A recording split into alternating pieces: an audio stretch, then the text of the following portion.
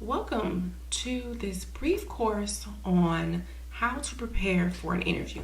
My name is Carnisha Rivera, and I will be your course trainer throughout the duration of this course.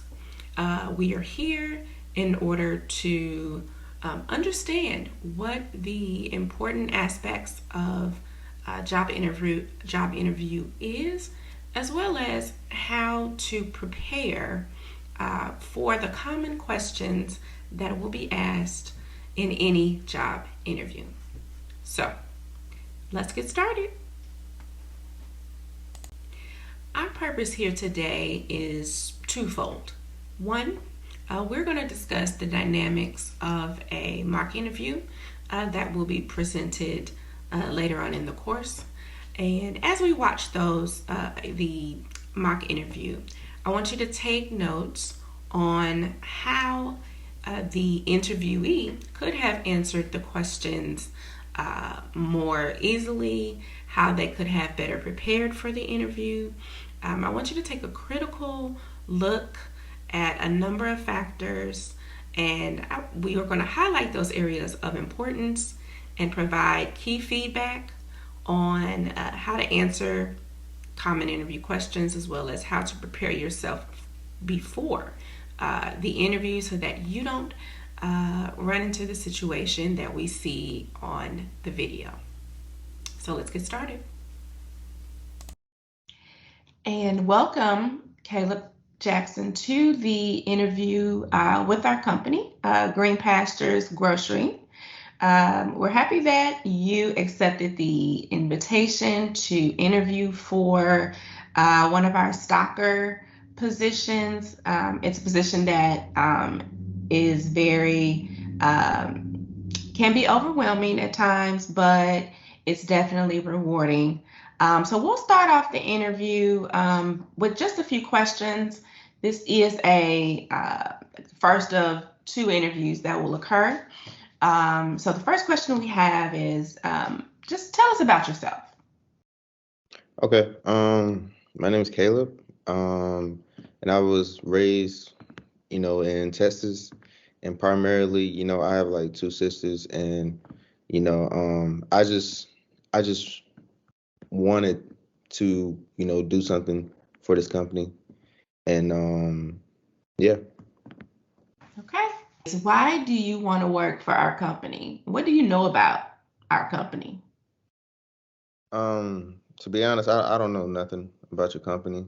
Um, I came just to work, just to get paid. And so yeah, that's the reason why I want to work for your company, just to get money. And yeah. Tell us about a time when you dealt with a difficult customer. I see on your resume that you previously worked for another grocery store chain in Texas.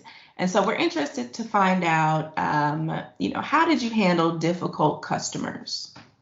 Well, I think there was one time where, in the grocery store I was working at, I had uh I had received like an order back basically from the bakery where I worked at. And basically when you receive an order back, it's like usually like there's something wrong with the order. Whoever took it, there was something wrong with it.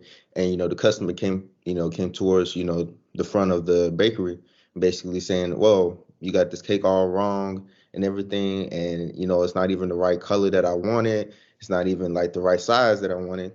And basically how I handled that situation was I ignored them. So um yeah, that's basically how I handle it. And what was the result of you ignoring them? Did the customer walk away? Did they go to management? What happened? They went to management to describe discuss of how the situation was handled, and yeah, that's that's basically what happened to that. Wrapped up our questions for you. Do you have any questions that you would like to ask us?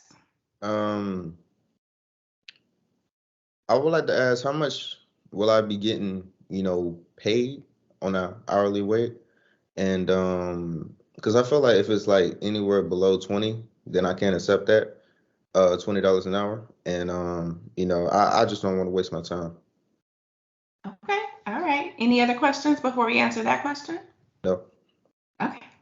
So the first thing that I'd like to talk about following the video is in reference to interview attire.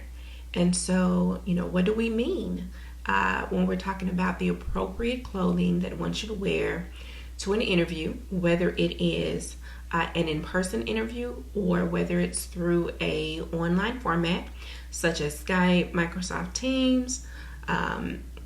How you dress is a first impression, and so we always want to make sure that first impression is a lasting impression and it's a positive impression. We noticed that in the video the candidate was wearing a graphic t-shirt. It was wrinkled. He just did not look put together.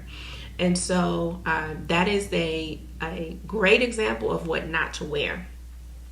So other items that we want to stay away from when dressing for an interview include clothing that you would wear to the beach if it's something that you'd go out in a family picnic, or if you're going out on a night out on the town with your friends.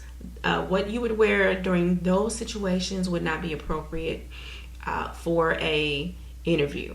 And so things like shorts, neon colored, wrinkled clothing, or clothing that has crazy patterns. And when I say crazy patterns, things like plaid can really, especially if you are interviewing online, plaid colors can contrast or conflict with your background, and so it would it doesn't give a good viewing experience for the interviewers. So the things that we want to wear to an interview, I've provided an example of a picture on the right side of the screen. And that involves, you see the men, they are dressed in a suit with slacks. You can do a complete suit with a solid colored shirt and a tie. Solid colored would be white or gray, soft blue. Those are some good interview colors for your shirt. Or you can wear a sweater with a business shirt underneath it with a tie. Also, make sure that your shoes are clean. There's no dirt on them. Wipe them off, free of all debris. Ladies can also wear a suit. It could be a complete suit with a blouse. It could also be a skirt or pant suit. Or a statement dress. And a statement dress is one that conveys that I am prepared for this interview. It is considered business attire. And so stay within the realms of business attire or casual business. It just depends on the interview.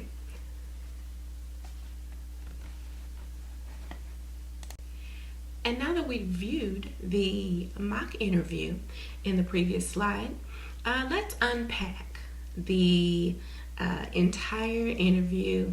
And I want you to think about how you would have answered that question, the questions that were asked, and how you would have done things differently. So let's start with the first question. The first question was a simple, common question. Tell me about yourself.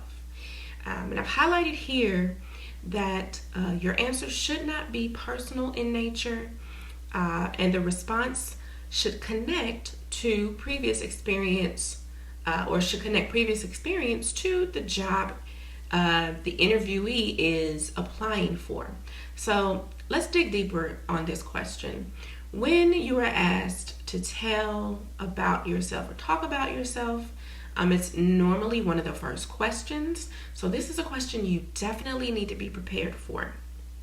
The way you see that the interviewee in the video responded, he responded very, very personally. And this question is not asking about a personal information. It is asking how your previous experience will be more in line with the job that you are seeking to attain. So his response should have been related to his previous employment, and how that previous employment makes him the chosen pick for this new position. He should have been able to provide a response such as, in my previous experience, I've worked in grocery stores in the past, and I believe that the values and the mission and the goals of my previous employer fits seamlessly into this company as well. And so it doesn't have to be anything that is in depth in nature. You don't have to recite a thesis or anything, but you need to be able to identify how your previous experience will connect with your current job search. So the next question is very important. Why do you want to work for this company? And we often find that applicants are not prepared for this question. We see in the mock video that the response to this question was because he was looking for a job. And that was indeed the wrong response. The correct response would have assured the interviewers that this candidate has completed, somewhat of a research or conducted research, so that they knew about the company's mission, goals, and values, and they would have been able to connect their personal values to the company's values. So I've given the example here of when you're asked why you want to work for this company, a correct response would have been because the company is active in community outreach, active in giving to the less fortunate. They do community drives, blood drives, and that is something that aligns with my personal values. That is something that I enjoy doing, and so that would have been an appropriate response for that question. The third question was kind of connected to the second question in this video, and it asked, what do you know about this company?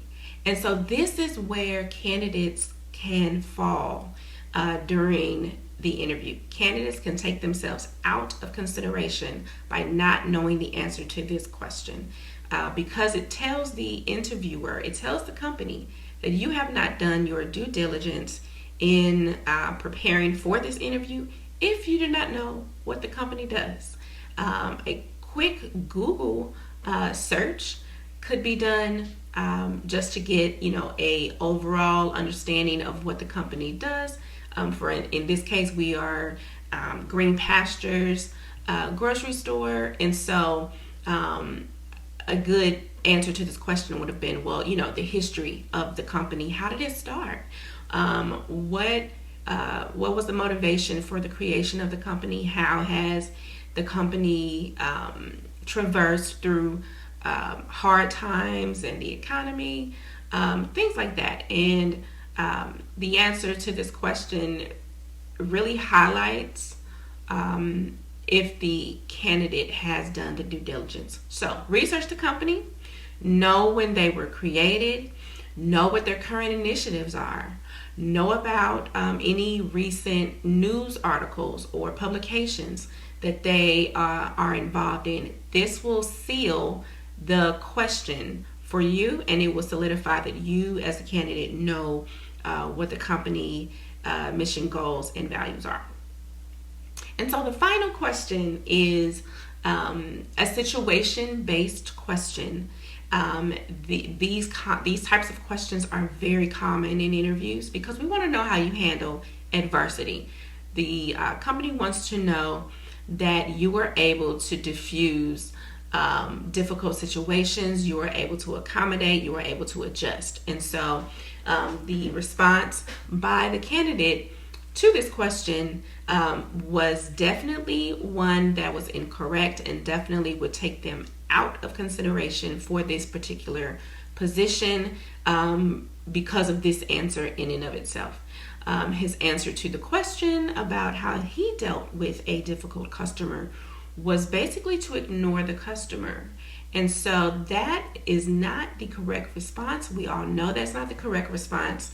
What the candidate should have done in this situation or in answering this question would be to apply the STAR method to the situation. And so the STAR method is you list the situation, you discuss what the circumstances are.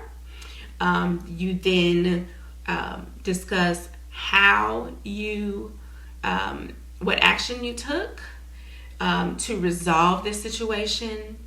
You then discuss the result of your actions. And so it's a 4-step process. You state the situation, you talk about what your response, what the environment was. You then respond with your actions. How did you help the customer? Was this situation resolved? That's the R part, the result.